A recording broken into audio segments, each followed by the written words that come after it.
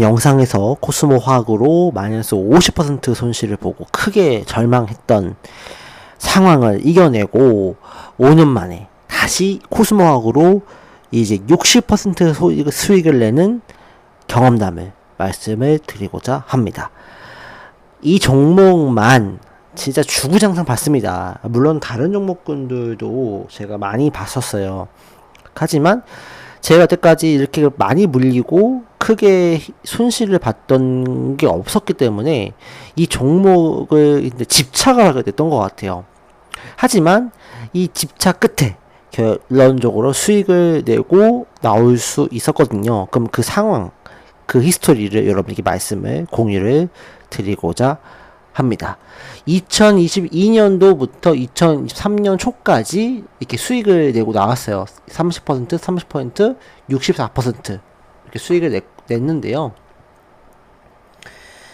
사실 이제 이 코스모가 정말 징글징글하게 보기 싫었거든요. 여러분들 뭐 영상에서 제가 말씀을 드렸지만 진짜 여기서 사가지고, 그쵸? 제가 여기서 사가지고 이렇게 하락을 한 거예요. 제가 여기서 이제 손절을 이제 했던 거거든요. 그래서 마이너스 50% 손실을 겪고, 만약에 안 팔았으면 거의 뭐 마이너스 거의 80, 90%까지 떨어졌을 거예요. 3,000원까지 떨어졌으니까 이 종목이. 근데 이 종목을 제가 4년 뒤에 다시 보게 됩니다. 그래서 어떻게 되는지 제가 말씀을 드리고자 할게요. 일단은 이 종목을 제가 이렇게 봤던 거는 이제 2022년도였던 것 같아요. 그때 당시 다시 2차 전지전 붐이 있었고, 그때 당시에는 굉장히 2차 전지전 실체가 좀 나오는 시기였고, 또 테슬라로부터 해서 2차 전지 관련주들이 이제 실적이 나오는, 뭐 리튬이라든지 또 어떤 이런 그 것들의 매출이 실제로 나오면서 2차 전지에 대한 퍼포먼스가 굉장히 강하게 나오는 시기예요. 그래서 제가 그냥 지켜만 보고 있다가 제가 2만원대 정도? 2만원대 초반 정도부터 제가 관심을 이제 가졌었어요. 그래서 2022년도 이제 여기 나와 9월달, 8월, 9월 이 사이 때부터 제가 이제 관심을 가지고 제가 서서히 매수 들어갑니다. 이때. 근데 사실은 똑같지 않으세요? 이전에 제가 물린 시점도 어떻게 보면 이 시점이었거든요. 고점을 이렇게 딱 이렇게 올라갔다가 조정받았을 때. 근데 제가 그때하고의 이 차이점을 제가 느꼈어요. 어떤 거냐면, 2018년도에 이 코스모학 상승은 정말 테마였던 거예요. 코발트에 대한 테마였던 거고, 2022년도부터 시작된 상승은 실적이다. 뭔가 백그라운드가 갖춰져 있는 것이라고 저는 봤던 겁니다. 그래서 이번에 코스모 화학에 대한 베팅은 의미가 있을 것이다 라고 저는 본 거죠.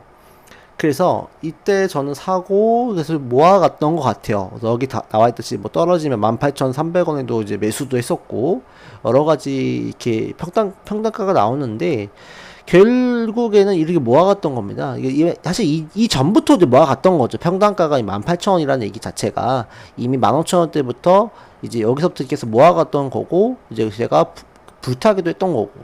이런 상황에서 조정이 나오니까 사실 제 입장에서는 지난 2018년의 악몽이 생각날 수밖에 없었어요. 하지만 저는 제가 말씀드렸죠. 그 당시에도 전 영상에도 말씀드렸지만, 중요한 건 뭐냐면 결국 이거죠. 이 종목이 올라갈 수 있는지에 대한 건 부분집합이라고 했죠. 그 테마 장세로 그칠 것인지 아니면 이 실적 장세로 이어질 것인지. 그러니까 테마 장세에서 실적 장세 이루어지면 결국 퍼포먼스가 더 커질 수밖에 없는 거고, 여기에 어떤 이 환경들, 그렇죠?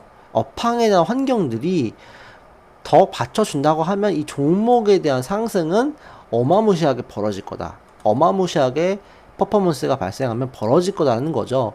근데 제가 봤던 2018년도에는 2018년도에 코스모학은 여기였던 거예요. 이건 제가 몰랐던 거죠. 테마 장세인지 이게 실적 장세인지 아니면 어떤 업황의 장세가 있는 건지. 근데 지금의 2022년도 상승은 적어도 여기는 있을 거다. 여기는 있을 거다. 이 당시 실적이 잘 나왔었고, 이때 실적이 잘 나왔었고요. 이거를 저는 이제 믿었던 겁니다. 그리고 나서 제가 버텼습니다. 버텼어요. 그랬더니 다른 점이 뭐냐면 상승을 해준대, 이렇게. 이때 2023년 2월 16일이 아마 이 설날 아마 직전이었을 거예요. 이때 갑자기 이 상한가를 만들어냅니다. 이 상한가가 굉장히 중요한 상한가인데, 제가 아까 말씀드렸던 이 부분에 있어서 만약에 2018년도에 코스모 화학이 이렇다고 하면은 여기서 하락을 하고 올라가는 쪽 하면서 다시 고꾸라졌을 겁니다. 왜? 얘는 테마니까 힘이 없는 거예요. 근데 지금 이렇게 상한가를 갖다는 거, 앞선 것과 차이가 뭔지 아세요? 앞선의 장면에서는 테마기 때문에 이렇게 올라간 쪽 하다 떨어지고 올라간 쪽 떨어지고 올라간 쪽 떨어졌지만, 지금은 뭐죠? 실적 장세이기 때문에 상한가가 만들어지는 거예요. 그러니까 이때부터 어떻게 보면 새로운 시세의 시작이 된 거죠. 아까 말씀드렸던 부분 집합에 있어서 이제는 영역의 확대가 발생한 겁니다. 저는 그거에 대해서 기쁜 마음을 가지고 이 종목을 홀딩했던 거죠. 그리고 나서 이 종목에 대해서 이제 기쁜 상승을 만끽하고 누렸던 거예요. 그래서 제가 거의 이 5만원, 4만원대 후반, 그러니까 5만 3천원에서 이게 뭐 유증을 했는지 뭐 무증을 했는지 모르겠지만 그 사이에 이 고점 찍고 하락을 했을 때 제가 이쯤에 아마 이제 매도를 한 것 같습니다. 그쵸? 이쯤에 매도를 한 것 같아요. 근데 이제 이게 끝났으니까 해피엔딩으로 끝나기는 했는데, 사실 저로서는 굉장히 배가 아팠던 것도 있어요. 왜냐면 저로서는 사실 여기서 이제 시세가 끝났을 거라 봤는데 제가 간과한 게 있었어요. 자, 다시 한번 그려볼게요. 자, 다시 한번 그려보겠습니다. 제가 아까 테마 장세에서의 퍼포먼스는 여기 가고 있었어요. 그러니까 여기선 상승이 있어도 요 사이에서 왔다 갔다 하는 거예요. 근데 실적 장세라고 하면은 부분 집합의 파이가 커지는 거잖아요. 그러니까 더 상승이 크게 벌어지는 거죠, 퍼포먼스가. 근데 아까 제가 하나 더 뭐 그렸죠. 업황에 대한 부분들이 받쳐진다고 하면 주가의 상승이 더욱더 어마무시해질 수밖에 없다라고 본 거죠. 자, 이 그림을 늘 기억해 주세요. 그러니까 저는 어쨌든 여기서의 실적에서 저는 그칠 거라고 저는 봤던 거예요. 근데 이거를 제가 보여드리겠습니다. 에코프로 아시죠? 에코프로가 2023년도에 2차 전지 테마를 받고 엄청 올라갔잖아요. 그때 그러니까 이게 액면 분할을 해서 그렇지만 지금 기준으로 2만원짜리가 16만원, 아니 18만원, 20만원, 30만원까지 갔잖아요. 그죠? 여기서부터 2만 3만원에서부터 30만원까지 올라갔잖아요. 10배가 올라간 거잖아요. 그러니까 이거를 제가 간과했던 거예요. 그러니까 이거는 뭐예요? 테마 주면은 이렇게 올라갈 수가 없어요. 그러니까 이거는 뭐예요? 바로 업황이 갖춰주고 있던 거예요. 실제로 실적도 굉장히 좋아졌고 굉장히 실적 증가세가 뛰어났잖아요. 전기차에 대한 확대도 이루어지고 있었고, 이거를 제가 간과한 거예요. 그러다 보니까 이거를 만약에 제가 같이 이게 비교를 하고 머릿속에 포함을 했다고 하면 이 코스모학을 더욱 제가 들고 갔을 텐데, 근데 어떻게 됐어요? 이 종목이 5만원까지 올라가고 나서 굉장히 행복했거든요. 근데 에코프로가에서 오르는 와중에 코스모학도 결국 이렇게 다시 한번 오르게 됩니다. 이렇게 9만원까지 올라가요. 그러니까 이제 어떻게 보면 저는 18,000원, 2만원 사서 9만원에 팔 수 있는 기회가 있었지만 결국 이 부분은 제가 놓쳤죠. 이 부분은 제가 놓쳤습니다. 이 부분이 굉장히 아쉬워요. 그 다음부터 이 종목은 또 이제 에코프로 장세가 업황이 이제 끝나면서 이제 다시 한번 9만원대의 주가가 만원대가 떨어지게 되죠. 그래서 제가 드리고 싶은 말씀은 뭐냐면 결론은 그겁니다. 여러분들이 투자를 할 때에 있어서 특히 중기적인 투자 이상을 하신다고 하실 때는 여러분들이 실적이 개선되고 앞으로 실적이 좋아질지, 그리고 중요한 거는 업황이 문제, 업황, 환경, 이 업종의 이 테마의 업종이 굉장히 개선될 것인지에 대한 부분을 보신다고 했을 때, 그게 만약에 점차 상승하는 걸로 나온다고 하면 그 종목은 버텨야 됩니다. 제가 봤을 때. 그러니까 뭐 몰빵하고 버티라는 말씀은 못 드릴 것 같아요. 왜냐면 그 업황에 갑자기 어떤 상황으로 인해서 훼손될 수가 있잖아요. 그러니까 몰빵하지는 마시되 그 종목에 대해서 업황이 좋아지고 실적도 좋아지고 있고 업황이 굉장히 좋아지고 있어요. 예를 들어서 어떤 사례를 말씀드릴 수 있는 방산이에요. 방산은 여러분들 깊이 업종이에요. 왜냐하면 B2G이기 때문에요. 왜냐하면 기업이 정부한테 이제 판매하는 거거든요. 근데 정부가 판매를 한다고 했을 때 MOU를 맺더라도 만약에 돈이 없고 예산이 없으면 결국 다 MOU이기 때문에 강제성이 없어요. 그러다 보니까 결국 다 파기가 되거든요. 다 이제 계약 해지되고 그 방산주가 그래서 주가가 예전에 올라가지를 못했어요. 그리고 지금 이 방산주의 핵심이 뭐냐요? 방산주가 올라가려면 전쟁이 막 일어나야 되거든요. 근데 우리는 기본적으로 뭘 추구하죠? 평화를 추구하잖아요. 평화를 추구하고 군비 감축을 원하잖아요. 2차 세계대전 이후에. 그런 상황에서 방산이라는 게 뜰까? 이런 것들이 오랫동안 패러다임으로 작용해 왔어요. 그렇기 때문에 방산 관련주는 잠깐 뭐 어떤 뭐 이라크 전쟁이 된다고 했을 때 올라갔다 다시 떨어지단 말이죠.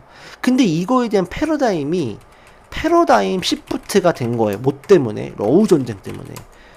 왜 러우 전쟁이 됐냐? 러우 전쟁으로 인해서 러시아가 우크라이나를 공격을 했잖아요. 그리고 나서 러시아가 폴란드까지 공격할 수 있다. 북유럽까지 공격할 수 있다. 그런 얘기가 나오기 시작한 거예요. 왜? 러시아가 자국의 영토를 보존하고 이 동유럽 국가들의 EU 어떤 이런 가입 이런 것들을 막고자 동유럽을 공격한다는 얘기가 나돌기 시작하면서 유럽이 비상에 걸린 거예요. 군축을 했던 유럽이 이제는 앞다퉈서 개별 국가들이 무기를 구매하고자 하는 수요가 늘어난 거죠. 그러다 보니까 실제로 예산이 이거를 위해서 편성되기 시작을 하고 무조건 우리는 구매를 하겠다. 근데 미국의 구매 무기는 굉장히 비싸기도 하지만 여러 가지 이런 그 재반 환경들이 많이 필요하거든요. 시스템도 많이 필요로 하고 우리나라가 가성비가 또 있었어요. 그러다 보니까 우리나라 무기를 대량 구입을 하기 시작해요. 발주 수주를 하기 시작합니다. 이런 움직임들이 동유럽뿐만 아니라 뭐 인도네시아 같은 동남아도 이루어지고 전 세계적으로 무기 구입에 대한 이 열풍이 있던 거예요. 그러다 보니까 하나 에이로스페이스나 뭐 하나 시스템이나 LIG 넥슨이나 현대로템 같은 종목군들이 무섭게 올라갔던 거예요. 그쵸? 그러니까 사실 있잖아요. 현대로템 같은 경우도 사실 이렇게 올라갈 수 있는 종목이 아니었던 거라는 거죠. 왜냐면 때까지 보시더라도 현대로템이 올라가기 전에만 봐도 많이 올라갔던 게 이때 왜 올라갔죠? 현대로템이 철도 관련주였기 때문에 남북 테마주를 엮여서 갑자기 2배 이상 올라갔었던 거거든요. 근데 이 회사가 그 와중에도 철도도 만들었지만 이 전차 장갑차를 많이 만들었던 거거든요. 실력이 있는 회사거든요. 근데 이 회사가 올라가지를 못했다가 2022년 3년에 러우 전쟁 이후로 이 유럽의 무기 구매 움직임이 확대되면서 이런 것들이 이제 우리나라 방산에 대한 이 가성비가 있다라고 알려져 있고 구매를 하기 시작한 거죠. 그래서 이런 움직임들이 현대로템이나 LIG 넥슨이나 그 다음에 뭐 하나 에어로스페이스나 이렇게 이어지게 된 거죠. 그래서 이 업황이 바뀌는지를 여러분들이 잘 확인을 하셔야 되는 부분이에요. 그러니까 물론 이거는 굉장히 내가 예민하게 봐야 돼요. 저도 잘 모르는 영역이에요. 제가 어떻게 알겠습니까? 감히. 근데 뉴스라든지 움직임이라든지 국제 정세라든지 이런 걸 면밀하게 여러분들이 계속 관심을 가지고 보셔야 이런 부분들을 여러분들이 느낄 수가 있는 거예요. 제가 하나만 딱 말씀도 드릴게요. 전력 변압기. 2021년도에 현대 일렉트릭을 좋게 봤어요. 물론 저도 사지는 못했어요. 근데 현대 일렉트릭에 대해서 좋게 봤던 거는 가격이 쌌기 때문에 봤던 것도 있지만 이게 어쨌든 이제 미국의 이 전력 수요가 늘어날 수 있다는 부분들 때문에도 변압기 시장이 늘어날 수 있다라고 본 거죠. 근데 이 업황이 굉장히 좋아졌어요.